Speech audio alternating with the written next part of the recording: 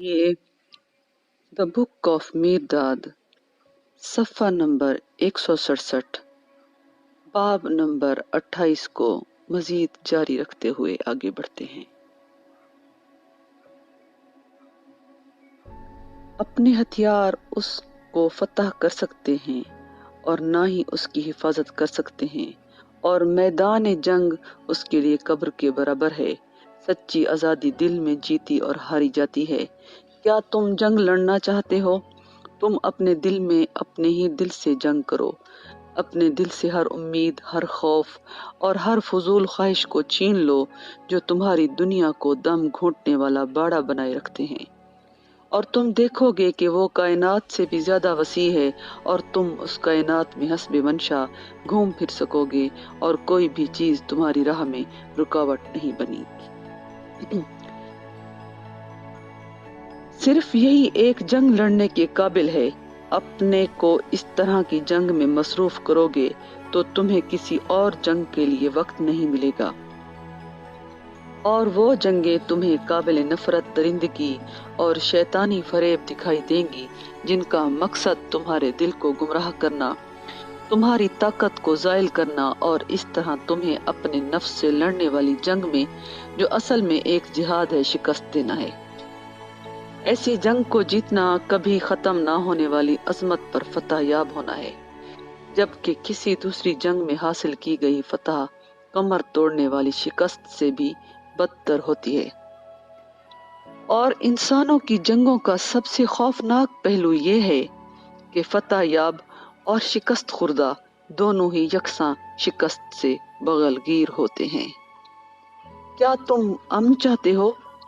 اس کی تلاش لفظی دستاویزوں میں نہ کرو، اور نہ ہی اس کو چٹانوں پر کندہ کرنے کی کوشش کرو، کیونکہ جو قلم آسانی سے امن لکھ سکتا ہے، وہ اتنی ہی آسانی سے جنگ بھی لکھ سکتا ہے۔ اور جو چینی آؤ امن قائم کرو کندہ کرتی ہے، وہ بآسانی جنگ کریں بھی کندہ کر سکتی ہے، اور مزید برآں کاغذ اور چٹان، قلم اور چینی جلد ہی کیڑوں، دیمک، زنگ اور زوال آمیز عناصر کے کیمیائی عمل کا شکار ہو جاتے ہیں۔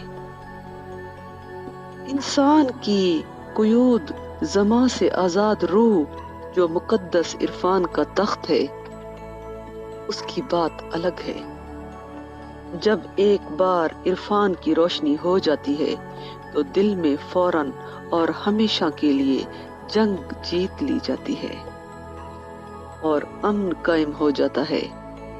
عرفان آشنا دل جنگ سے بکھلائی ہوئی دنیا میں گھرا ہوا ہونے پر بھی ہمیشہ پرسکون رہتا ہے۔ جاہل دل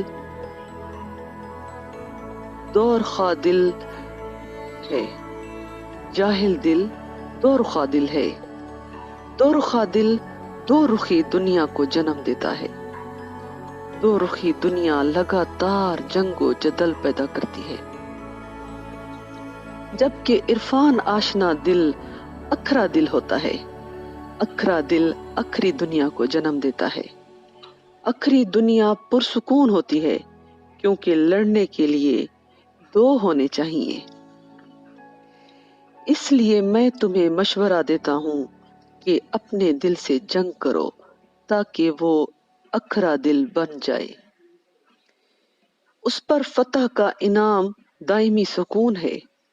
اے سلطان، اگر تم کسی پتھر میں تخت دیکھ سکو اور کسی غار میں قلعہ پا سکو، تو پھر سورج تمہارا تخت اور ستاروں کا طبق تمہارے قلعے بننے میں بے حد خوشی محسوس کریں گے۔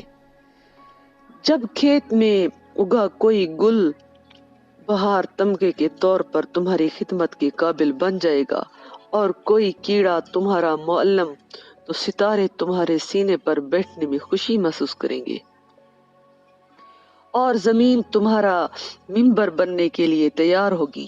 جب تم اپنے دل پر حکومت کر سکو گے، تمہیں اس سے کیا کہ کون تمہارے جسم پر برائے نام حکومت کرتا ہے۔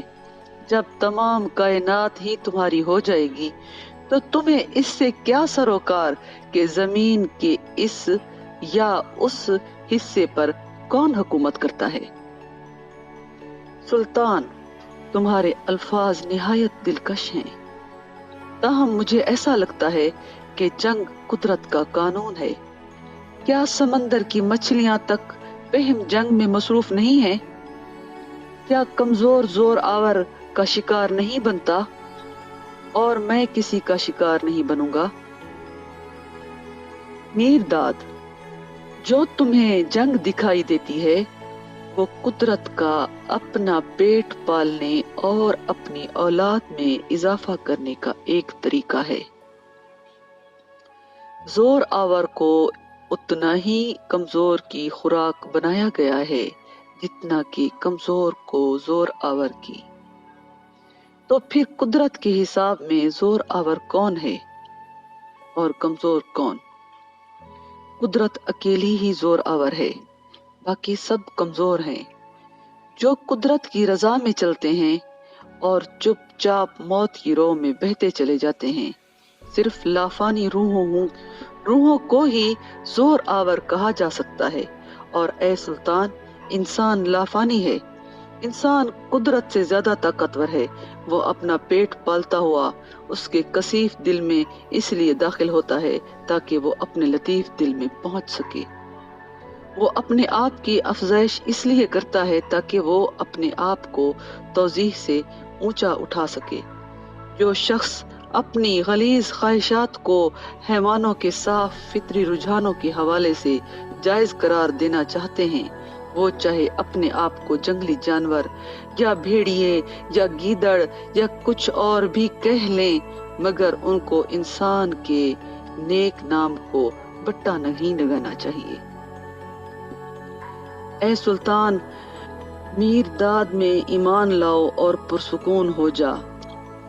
سلطان، سردار نے مجھے بتایا ہے کہ میرداد جادوگری کے کرشموں میں بڑا ماہر ہے، اور میں چاہوں گا کہ وہ اپنی کچھ طاقتوں کا مظاہرہ کرے تاکہ میں اس میں ایمان لا سکوں۔ میرداد، اگر انسان کے اندر رب کو ظاہر کرنا جادوگری ہے تو میرداد جادوگر ہے۔ کیا تو میری جادوگری کا ثبوت اور جلوہ دیکھنا چاہتا ہے؟ دیکھ، میں ہی اس کا ثبوت اور بہو صورت ہوں۔ اب جا وہ کام کر جو تو کرنے آیا ہے۔ سلطان، یہ تو نے صحیح بوجھ لیا کہ میں تیرے پاگل پن سے دل بہلانے کے لیے نہیں، کوئی دوسرا ہی کام کرنے کے واسطے آیا ہوں، کیونکہ بتہار کا سلطان کسی دوسری قسم کا جادوگر ہے اور وہ ابھی اپنے ہنر کا مظاہرہ کرے گا۔ اپنے آدمیوں سے اپنی زنجیریں لاؤ اور اس ربانی انسان یا انسانی رب کے ہاتھ پاؤں باندھ لو اور اس کو اور یہاں موجود اس کے ساتھیوں کو دکھا دو کہ ہماری جادوگری اس قسم کی ہے۔ نیروندا، 4 سپاہی مرشد پر وحشی درندوں کی طرح جھپٹے اور فوراً ہی اس کے ہاتھوں اور پیروں کو زنجیروں سے باندھنا شروع کر دیا۔ ایک لمحہ کے لیے ساتوں ساتھی بے بسی کی حالت میں بیٹھے رہے۔ وہ کچھ سمجھ نہیں پا رہے تھے کہ جو کچھ ان کے سامنے ہو رہا تھا اس کو کیا سمجھیں۔ کیا وہ ہنسی ہنسی میں ہو رہا تھا یا سنجیدگی میں؟ میکایون اور زمورا کو اس ناگوار سنجیدگی کا دوسروں سے پہلے احساس ہو گیا تھا۔ وہ دونوں آگ بگولا ہوئے ببر شیروں کی طرح سپاہیوں پر ٹوٹ پڑے۔ اگر مرشد کی انہیں ایسا کرنے سے روکتی ہوئی اور ڈھارس دیتی ہوئی آواز سنائی نہ دیتی تو وہ انہیں وہیں چت کر دیتے۔ میرداد، جوشیلے میکایون، ان کو اپنا ہنر استعمال کر لینے دو۔ اچھے زمورہ، ان کو اپنا طریقہ استعمال کر لینے دو۔ میرداد کے لیے ان کی زنجیر سیاہ کھائی سے زیادہ خوفناک نہیں ہے۔ شمادم کو اپنی طاقت بتہار کے سلطان کے ساتھ ہاتھ جوڑ لینے پر خوش ہونے دو، یہ اتحاد ان دونوں کو پھاڑ دے گا۔ میکایون، جب ہمارا مرشد کسی ملزم کی طرح جکڑا جا رہا ہو، ہم کیسے ایک طرف کھڑے رہیں؟ میرداد، میری ذرا بھی فکر نہ کرو، पुरसुकून रहो, ये किसी दिन तुमसे भी यही सलूक करेंगे, मगर इसमें नुकसान इन्हीं का होगा, तुम्हारा नहीं। सुल्तान, यही सलूक हर उस बदमाश और पाखंडी के साथ किया जाएगा जो मुस्तकिल तौर पर कायम हुकूमत की नाफरमानी की जुर्रत करेगा। ये मुकद्दस शख्स शमादम की तरफ इशारा करते हुए इस कौम का जायज सरदार है और इसका हुक्म हर शख्स के लिए कानून का दर्जा रखता है। ये काबिल परस्तिश कश्ती जिसकी बरकतों से तुम फैज़याब होते हो मेरी हिफाजत में है। मेरी चौकसी नजर इसकी तकदीरी उमूर का जायजा लेती रहती है। मेरा कवि बाजू इसकी इमारत और इसकी मलकियतों पर फैला हुआ है। जो इसको बुराई से छुएगा मेरी तलवार उस हाथ को काट देगी। ये सभी जान लें और मुहतात रहें। फिर अपने आदमियों से निकाल बहर करो इस पाजी को। इसकी खतरनाक तालीम ने इसको बर्बादी के साहिल पर ला खड़ा किया है। अगर इसको अपनी बर्बादी की राह पर चलने दिया गया तो ये राह बहुत जल्द ही हमारी सल्तनत और जमीन दोनों को तबाह कर देगी। अब इसके बाद ये इसकी तबलीग बुतहार के तहखाने की तारीख दीवारों के सामने ही किया करेगा। ले जाओ इसको यहाँ से। निरौंदा सिपाही मुर्शिद को बाहर ले गए और सुल्तान और शमादम खुशी से अकड़ते हुए उसके पीछे पीछे चल दिए। साथों साथी मनहूस जुलूस के पीछे चल रहे थे। उनकी आंखें मुर्शिद का पीछा कर रही थी। उनके होंठ गम से सिले हुए थे और दिल जोश गिरिया से शक हो रहे थे। मुर्शिद साबित कदमी और एतमाद के साथ चल रहा था और उसका सर बुलंद था। कुछ दूर चलकर उसने हमारी तरफ मुड़कर देखा और कहा, मीरदाद, मीरदाद, यकीन रखो, जब तक मैं अपनी कश्ती को दरिया में न डाल दूं और उसकी कमान तुम्हारे हाथों में न सौंप दूं, मैं तुम्हें छोड़कर नहीं जाऊंगा। निरौंदा। और इसके बाद उसके ये अल्फाज हमारे कानों में बहुत देर तक बुलंद आवाज में बजते रहे और उसके साथ ही भारी जंजीरों के खनकने की आवाज आती रही। बाब नंबर 28 मुकम्मल हुआ।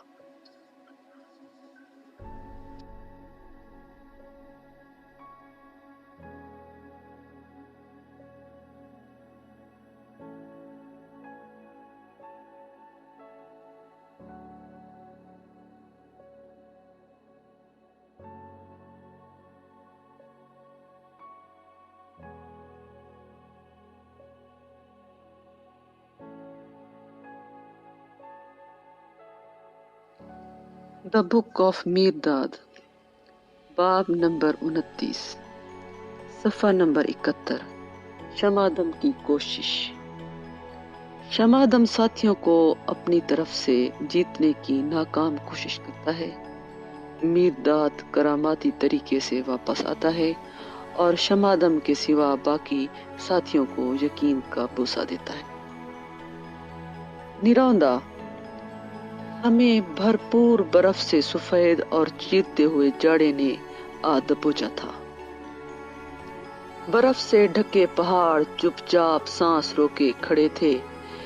सिर्फ निचली वादियों में ही मुरझाई हुई हरियाली की टुकड़ियां दिखाई देती थी और कहीं कहीं माया चांदी की कोई धार ही समंदर में बल खाती हुई बहती थी। साथियों को बारी बारी उम्मीद और शक की लहरों के थपेड़े लग रहे थे। मिकायून, मिकास्तर और जमूरा पुर उम्मीद थे कि मुर्शिद अपने वादे के मुताबिक वापस आएगा। बेनून, हम्बाल और अबीमार को उसकी वापसी के मुतालिक शुबा था, मगर वो सभी एक दहशत अंगेज तन्हाई और तकलीफ दा बेचारगी के शिकार थे।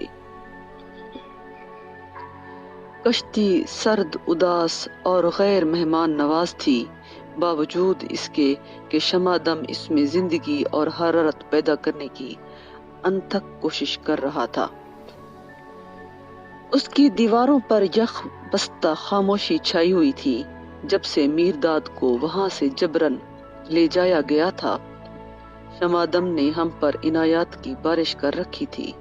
اس نے ہمارے سامنے اپنی طرف سے سب سے اعلیٰ کھانا پیش کیا، مگر اس سے نہ تو جسم کو تسکین ہوئی نہ ہی دل میں جان پیدا ہو سکی۔ اس نے ڈھیروں لکڑی اور کوئلے جلائے، مگر آتش کی تپش بھی ہمیں گرما نہ سکی۔ وہ نہایت حلیم اور پر اتفاق دکھائی دیتا تھا، مگر اس کی حلیمی اور محبت ہمیں اس سے دور کیے جاتی تھی۔ کافی دیر تک اس نے مرشد کا کوئی ذکر نہ کیا۔ آخر کار اس نے اپنے دل کی گرہ کھولی اور کہا، شمادم، میرے ساتھیو، اگر تم سمجھتے ہو کہ میں میرداد سے نفرت کرتا ہوں تو تم مجھ سے بے انصافی کرتے ہو، بلکہ مجھے تو اس پر دلی طور پر رحم آتا ہے۔ ہو سکتا ہے کہ میرداد کوئی بڑا آدمی نہ ہو، مگر وہ ایک خطرناک خیالی منصوبے گھڑنے والا آدمی ضرور ہے، اور ٹھوس حقیقتوں اور رسومات کی اس دنیا میں وہ جس اصول کی تبلیغ کرتا ہے وہ سراسر غیر عملی اور جھوٹا ہے۔ اس کو اور اس کے پیروکاروں کو جب پہلی بار بے رحم سچائی کا سامنا کرنا پڑے گا تو اس کا انجام نہایت ہولناک ہوگا۔ مجھے اس کے بارے میں پکا یقین ہے، اور میں اپنے ساتھیوں کو اس تباہی سے بچانا چاہتا ہوں۔ جوانی کے اتاولے پن سے گمراہ میرداد بات چیت میں ہوشیار تو ہو سکتا ہے، لیکن اس کا دل اندھا، ضدی اور دین سے بے بہرا ہے۔ اس کے برعکس میرے دل میں سچے خدا کا خوف ہے، اور برسوں کے تجربات کی بنا پر میرے فیصلے وزندار اور مستند ہوتے ہیں۔ ان سارے برسوں کے دوران ان کو مجھ سے زیادہ بہتر کشتی کا انتظام جاری رکھ سکتا تھا۔ کیا میں نے اتنی مدت تمہارے ساتھ نہیں گزاری، اور میں تمہارا بھائی اور باپ دونوں نہیں بنا رہا؟ کیا ہمارے دلوں پر سکون کی خدائی رحمت نازل نہیں ہوئی، اور ہمارے ہاتھ بے انتہا خوشحالی سے نوازے نہیں گئے؟ پھر ہم ایک اجنبی کو وہ سب کچھ جو ہم نے ایک لمبے عرصے کے دوران فراہم کیا ہے کیوں برباد کرنے دیں؟ جہاں اعتماد کی حکمرانی تھی وہاں غیر اعتمادی، اور جہاں سکون کی بادشاہت تھی وہاں کشمکش یا تنازع کو پاؤں کیوں جمانے دیں؟ میرے ساتھیوں، درخت پر بیٹھے 10 پرندوں کی امید میں ہاتھ آئے ہوئے ایک پرندے کو کھو دینا سراسر پاگل پن ہے۔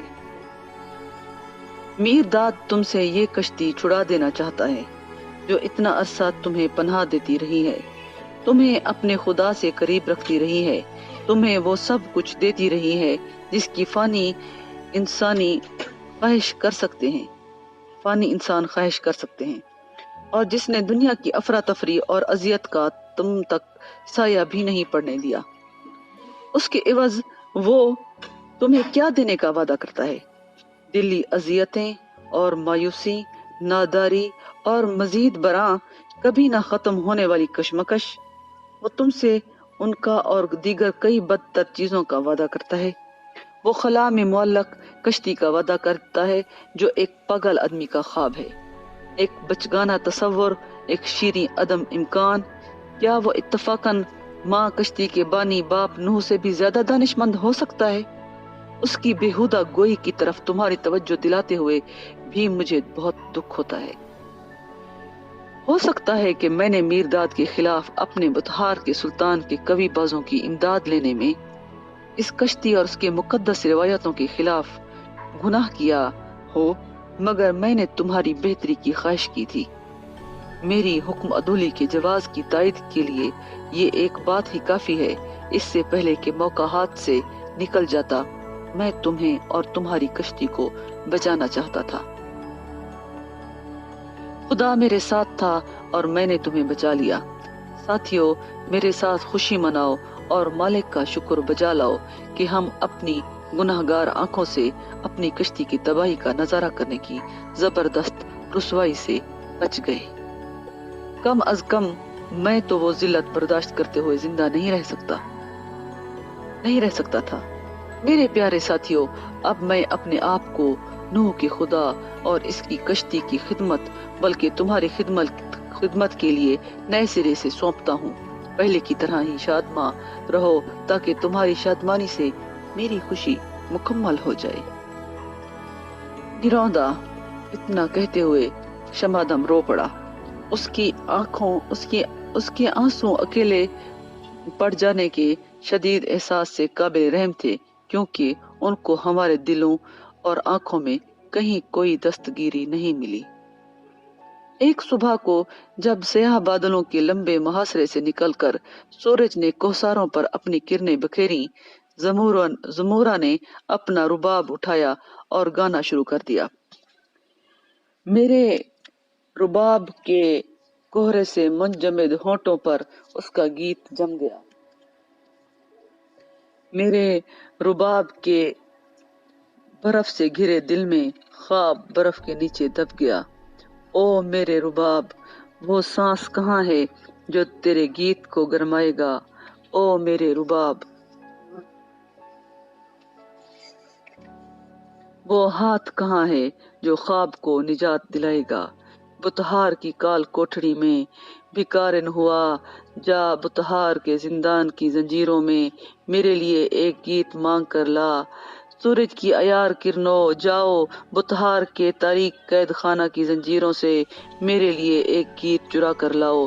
میرے عقاب کا پنکھ آسمان جتنا وسیع تھا اور اس کی پناہ میں بادشاہ تھا، مگر اب میں یتیم ہوں، لاوارث ہوں، اور میرے آسمان پر ایک الو حکمران ہے، کیونکہ میرا عقاب دور پرواز کر گیا ہے بتہار کی کال کوٹری کی طرف۔ نروندا جب اس کے ہاتھ ڈھیلے ہوئے اور اس کا سر اس کے رباب پر جھکا تو زمورہ کی آنکھوں سے ایک آنسو ٹپک پڑا۔ اس آنسو نے ہمارے سینوں میں تھمے غم کے نکاس کا راستہ کھول دیا، ہماری آنکھوں کے پانی کے پھاٹک کھول دیے۔ میکایون اپنے پاؤں کے بل اچھل کھڑا ہوا اور اونچی آواز میں چیخ اٹھا، میرا دم گھٹ رہا ہے، اور وہ دروازے کے باہر کھلی ہوا کی طرف لپکا۔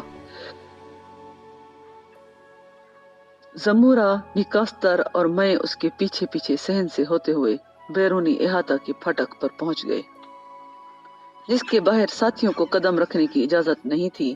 میکایون نے زوردار جھٹکے کے ساتھ بھاری چٹخنی کھینچی، پھاٹک چوپٹ کھل گیا اور وہ باہر کی طرف یوں بھاگا جیسے کوئی شیر پنجرے سے نکل کر بھاگتا ہے۔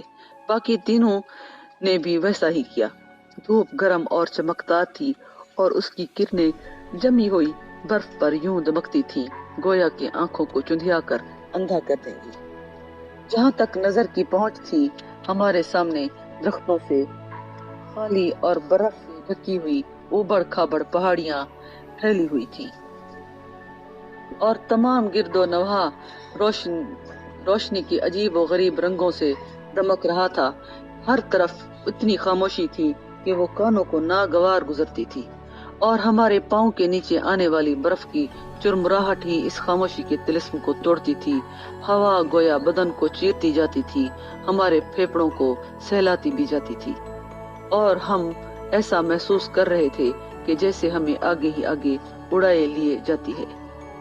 یہاں تک کہ میکایون کا مزاج بھی بدل گیا اور اس نے رک کر بلند آواز میں کہا، کھلا سانس لینے کے قابل ہونا بھی کتنا اچھا لگتا ہے۔ صرف کھلا سانس لینا بھی، اور در حقیقت ایسا لگتا ہے جیسے کہ ہم پہلی بار آزادانہ طور پر سانس لینے کا لطف اٹھا رہے تھے اور ہمیں سانس لینے کے معنی سمجھ میں آ رہے تھے۔ ہم تھوڑا ہی راستہ چلے تھے جب میکایون کو دور دراز اونچائی پر کوئی سیاہ چیز دکھائی دی۔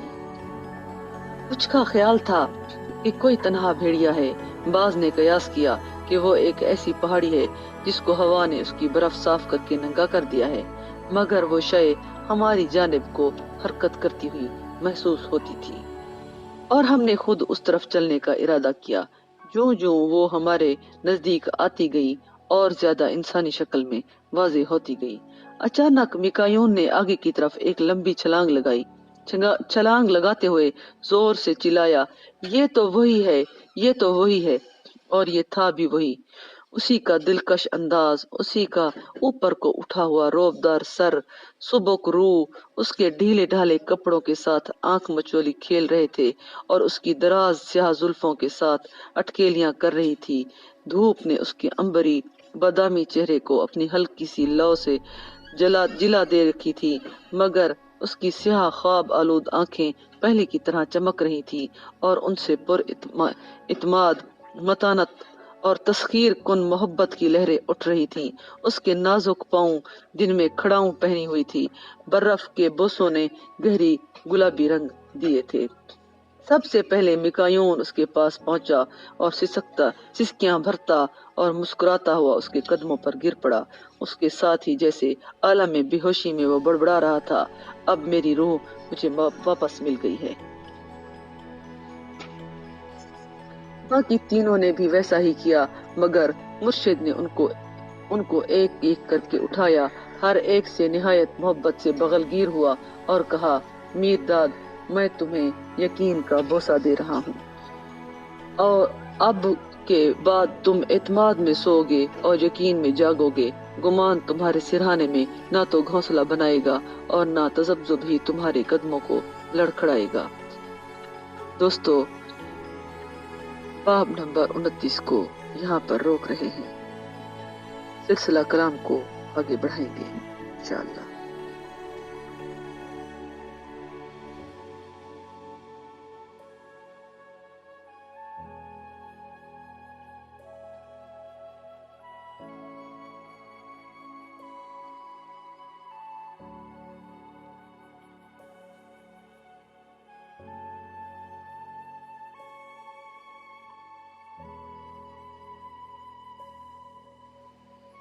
آئیے دا بک آف میر داد کی جانب بڑھتے ہیں۔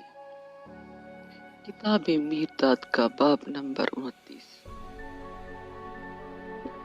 میر داد، میں تمہیں یقین کا بوسہ دے رہا ہوں، اب کے بعد تم اعتماد میں سو گے اور یقین میں جاگو گے۔ گمان تمہارے سرہانے میں نہ تو گھونسلہ بنائے گا، نہ تذبذب ہی تمہارے قدموں کو لڑکھڑائے گا۔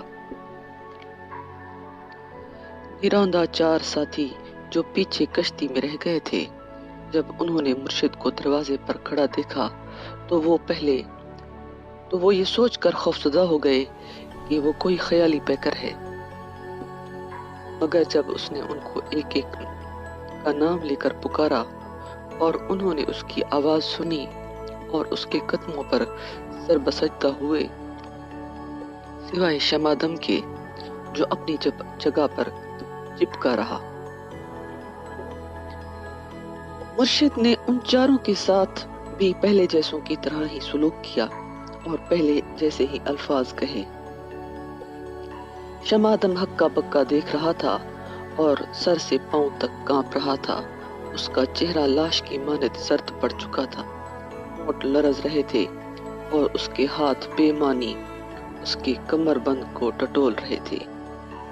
وہ اچانک اپنی جگہ سے پھسلا اور ہاتھوں اور پیروں کے بل رینگتا ہوا جہاں مرشد کھڑا تھا وہیں جا پہنچا۔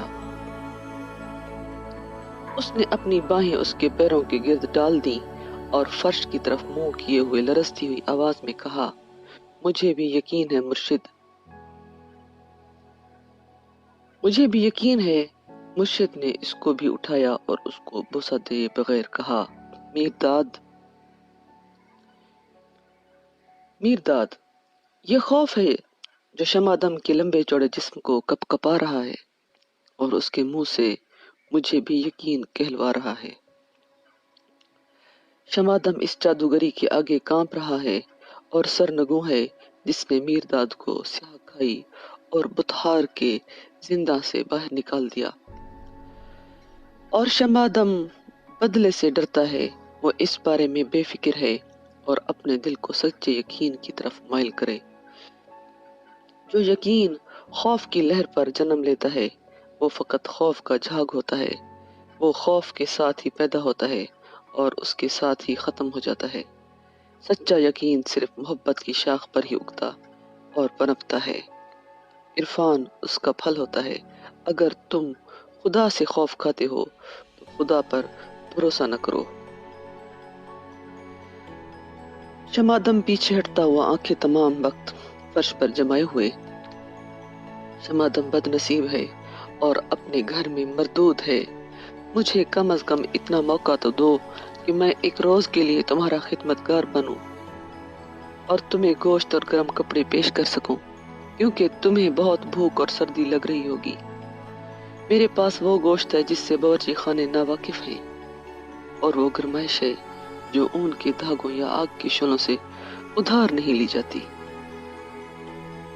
کاش شمادم نے سامان خورد و نوش اور گرمانے والی چیزیں کم اور میرے والا گوشت اور گرمائش گودام میں زیادہ رکھے ہوتے۔ دیکھو، سمندر چوٹیوں پر سردی گزارنے آیا ہے، اور چوٹیاں سمندر کو چوغے کے طور پر پہن کر خوش ہیں، اور چوٹیاں اپنے کوٹ کی گرمائش لے رہی ہیں۔ سمندر بھی کچھ دیر کے لیے پہاڑیوں پر اس طرح چپ چاپ اور مسحور لیٹ کر خوش ہے، مگر محض کچھ عرصہ کے لیے، کیونکہ موسم بہار بھی آئے گا اور سمندر جاڑے کے موسم میں بے حس و حرکت بڑے سانپ کی سی اپنی کنڈلی کھولے گا اور عارضی طور پر گروی رکھی ہوئی اپنی آزادی واپس مانگے گا۔ پھر یہ ایک ساحل سے دوسرے ساحل تک دوڑ لگائے گا، اور یہ پھر ہوا کی سواری کرے گا، آسمان میں گھومے گا، اور جہاں بھی اس کا دل چاہے گا اپنے آپ کو چھڑکے گا۔ لیکن شمادم، کچھ لوگ تیری طرح بھی ہوں گے جن کی زندگی مسلسل جاڑے اور اٹوٹ بے حسی کا عالم ہوتی ہے۔ یہ وہ لوگ ہیں جن کو ابھی تک موسم بہار کی نیک ساعت کا احساس نہیں ہوا۔ دیکھو میرداد، اس بہار کا مجدہ ہے۔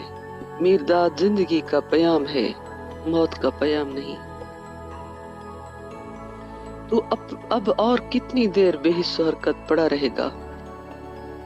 یقین کر شمادم، جو زندگی لوگ جیتے ہیں اور جو موت وہ مرتے ہیں، جاڑے میں بے حس و حرکت پڑے رہنے کے برابر ہے، اور میں لوگوں کو جھنجھوڑ کر ان کو نیند سے بیدار کرنے اور ان کو ان کی گپھاؤں اور بلوں سے نکل کر ابدی زندگی کی آزادی میں قدم رکھنے کا پیغام دینے آیا ہوں۔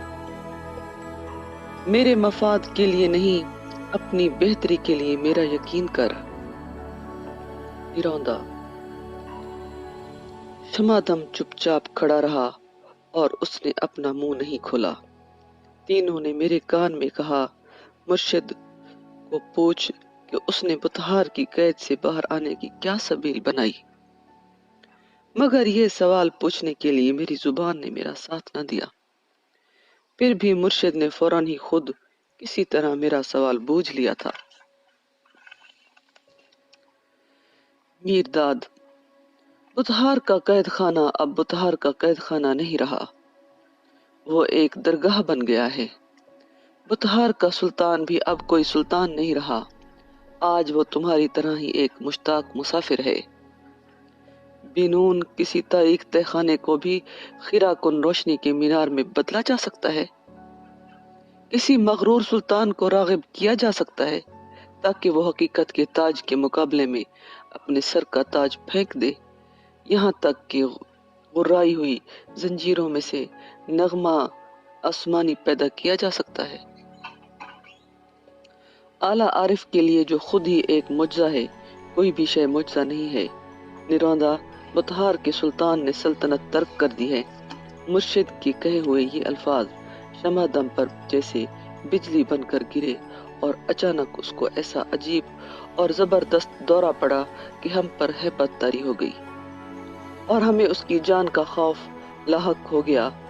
دورہ غشی میں ختم ہوا اور ہم ایک لمبی جدوجہد کے بعد اس کو ہوش میں لائے۔ باب نمبر 29 مکمل ہوا۔